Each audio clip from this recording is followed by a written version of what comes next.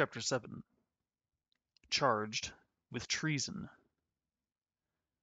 While I was preparing for my visit to Blefuscu, I had a secret visitor one night. He was a lord I had befriended when the Emperor became displeased with him. The lord came in a closed coach so he wouldn't be recognized. I lifted him up, coach and all, and placed him on my table. He looked very worried as he climbed down and said, "I had to warn you, my friend. There have been secret council meetings about you, and yesterday His Majesty made his decisions." Decisions about what? Your fate! Skyrish Bolgulum has been so enraged since you captured the Blefuscudian fleet, something he could never do, that he has been plotting against you at Flimnap.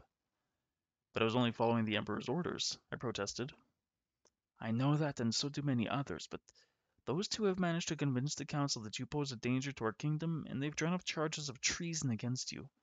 Because of the many favors you've done for me, it seemed only right that I risk my life to get a copy of those charges. I'll read them to you. Charge 1. There is a law in Lilliput that states spitting near the palace is an act of treason. The Man Mountain maliciously defied that law by spitting water to put out the fire in the Empress's apartment. Charge 2. That after seizing 50 Blefuscudian warships, the Man Mountain refused to seize the rest of the fleet, refused to help enslave the people of that empire, and refused to put to death all the big Indians living there, all in defiance of orders given to him by our most kindly, generous Majesty. Charge 3. That the Man Mountain traitorously welcomed ambassadors from Blefuscu, knowing them to be servants of an emperor who is recently our own Majesty's enemy. Charge 4. That the Man Mountain is not behaving like a loyal subject by planning to make a voyage to Blefuscu, even though he has the emperor's permission. I sat on my chair, not knowing whether to laugh or take these charges seriously. The lord put his paper down and explained. The emperor did point out to his council the many services you had performed for him, but the treasurer and high admiral insisted that you be put to death in the most painful way, by setting fire to your house at night while you slept, and by having an army of 20,000 soldiers shoot you in the face and hands with poisoned arrows, and by having your servants splash poison juice on your shirts and sheets to make you tear at your skin and have a torturous death. I realized now this was nothing to laugh at, and I listened as the Lord went on. His Majesty wanted to spare your life, and knowing Reldresal was your friend, he asked his private secretary for an opinion. Yes, I'm certain that helped, I said with great relief. Not so quickly, my friend. Reldresal did agree that your crimes were great, but he advised the Emperor to spare your life. Good, I exclaimed, smiling. Good? Hardly. Reldresal recommended that His Majesty show mercy and prove he was a fair and generous ruler by just putting out your eyes and not killing you. That way you could be led around by his ministers and your strength would still be useful to him. I can't believe this, I gasped in shock.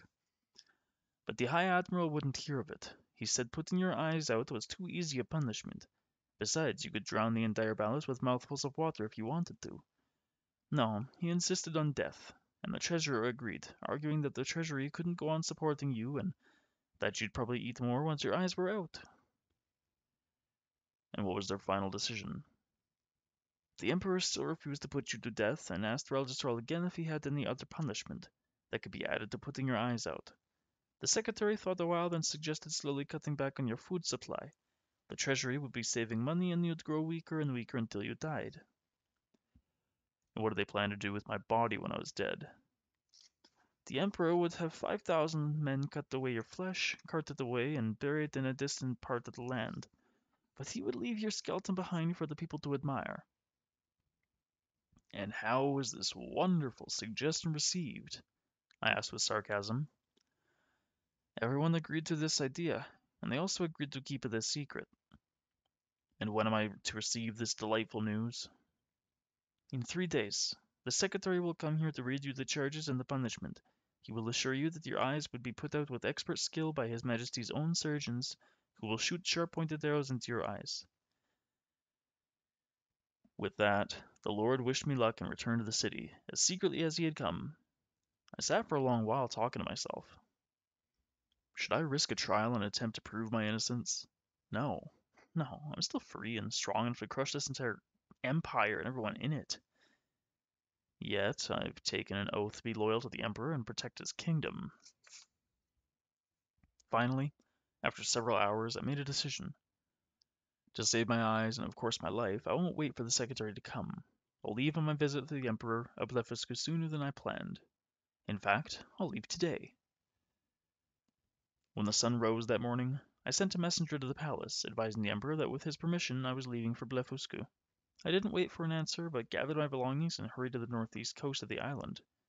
There I seized a large warship from the fleet, tied a cable to its prow, and lifted up the anchor.